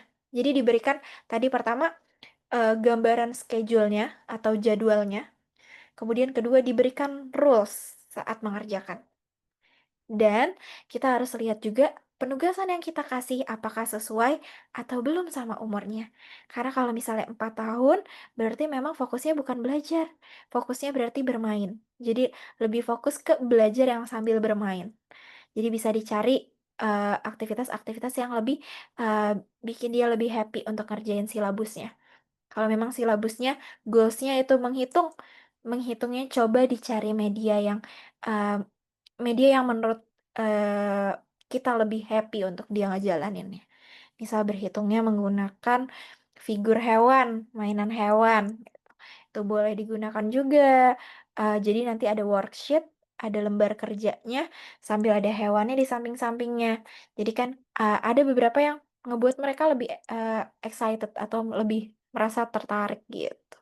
Mungkin itu sih yang bisa dilakukan untuk saat ini dan, khususnya si rules-nya itu tadi sih, aturannya selama ngerjain, "Nggak berbicara ya, Nak, soalnya Miss juga diem nih, hap, kita kunci mulutnya bareng-bareng," gitu. Jadi, eee, mereka itu biasanya suka role playing, mainan-mainan yang seakan-akan kita lagi ngapain, kayak, "Wah, ini kita lagi di dalam ini loh, kita lagi di hutan nih, tapi kita harus ngerjain ini dulu, nanti kita mau cari, hewan-hewannya," gitu. Jadi buat mereka enjoy dengan imajinasi mereka juga, karena anak-anak itu imajinasinya masih banyak dan rasa ingin tahunya masih banyak. Itulah kenapa mereka sulit untuk fokus gitu. Semoga terjawab. Oke, terima kasih banyak Miss Dian. Berarti sangat penting sekali kalau misalnya ada jadwal dan ada visualisasinya ya, biar anak-anak itu bisa langsung tahu nih ekspektasi hari ini dia harus mengerjakan apa. Dan juga perlu diperhatikan bahwa attention span anak itu tergantung dengan umurnya. Seperti tadi umur itu dikali dengan 2 ya, untuk attention span-nya, seperti itu. Oke, dari Kak Sarah, apakah sudah terjawab pertanyaannya? Oke, alhamdulillah sudah terjawab. Terima kasih Kak Dian, Kak Najla. Oke, terima kasih banyak. Mungkin hari ini kita cukupkan diskusinya pada jam 11:12 ini. Banyak sekali pertanyaan yang masuk, banyak sekali insight yang masuk, ilmu, sharing, dan pengalaman-pengalaman. Sudah banyak ya hari ini kita terima selama 3 jam kurang lebih. Wow, tidak sadar sudah 3 jam kita bersama ya teman-teman. Mungkin untuk mengakhiri ini, karena udah banyak yang live juga, kita foto bersama dulu boleh ya? Oke, mungkin yang bisa on cam boleh on cam dulu, kita foto bersama dulu.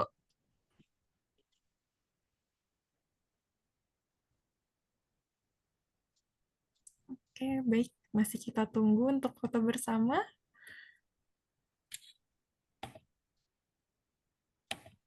Oke, kalau misalnya sudah tidak ada yang on cam, aku foto ya teman-teman. 1, 2, 3. Tunggu sebentar. Oke, sekali lagi boleh ya teman-teman.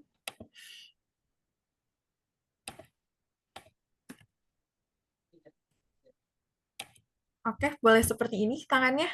Setara. Oke. Oke. 1, 2, 3.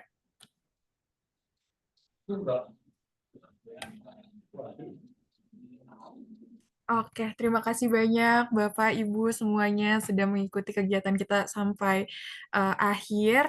Aku sebagai moderator pada hari ini mengucapkan terima kasih dan mohon maaf apabila ada kesalahan.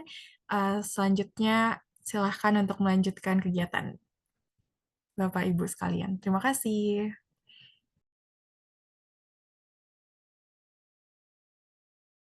Terima kasih, Kak. Oh, nggak usah makasih. Sorry.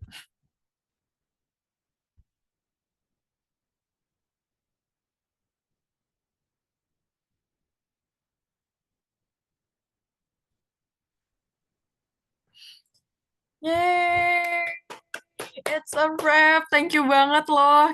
Aku sangat nggak nyangka kalau misalnya banyak banget yang nanya dan sangat undur waktunya jauh banget. Kita tadi 10.30 ya rencananya. Ya nggak sih?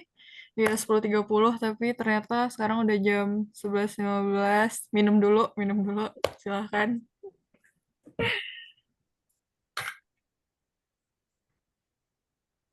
Yeay! Gokil. Lo ngerekam nggak? Lo nggak ngerekam buat TikTok lo? Siapa? Gue.